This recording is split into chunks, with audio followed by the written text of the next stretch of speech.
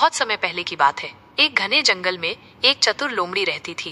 वो हमेशा शांत दिमाग से सोचती और काम करती थी। एक बार वो भोजन की तलाश में इधर उधर घूम रही थी। सूरज सर पर चढ़ाया था और भूख के कारण उसकी हालत खराब हो रही थी। चलते चलते वो एक टीले के पास पहुंची, जहां अचानक उसे एक गूंजती हुई आवाज सुनाई दी। ढम ढम ढम। वो चौंक गई और थोड़ा डर भी गई। उसे लगा, ये कैसी डरावनी आवाज है, शायद कोई बहुत बड़ा जानवर इस टीले के पीछे छिपा है। पर लोमड़ी डरने वालों में से नहीं थी। वो सोचने लगी, अगर मैं डर कर भाग गई तो भूखी ही रहूंगी, पर अगर समझदारी से देखूं तो शायद कोई उपाय मिल जाए।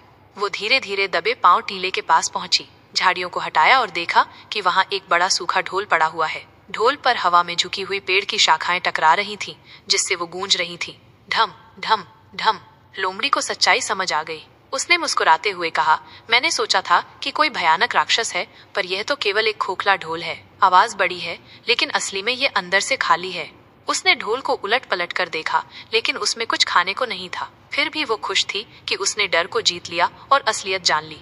उसी रास्ते से कुछ देर बाद एक भयभीत खरगोश गुजरा। उसने भी ढोल की आवाज सुनी और भागने लगा। लोमड़ी ने उसे रोका और कहा, क्यों भाग रहे हो? खरगोश कांपते हुए बोला, उधर कोई राक्षस है, बहुत तेज आवाज कर रहा है। लोमड़ी ने हंसकर उसे ढोल दिखाया और कहा, कभी कभी जो चीजें बाहर से डरावनी लगती हैं, वे असल में बिल्कुल हानिरहित होती हैं।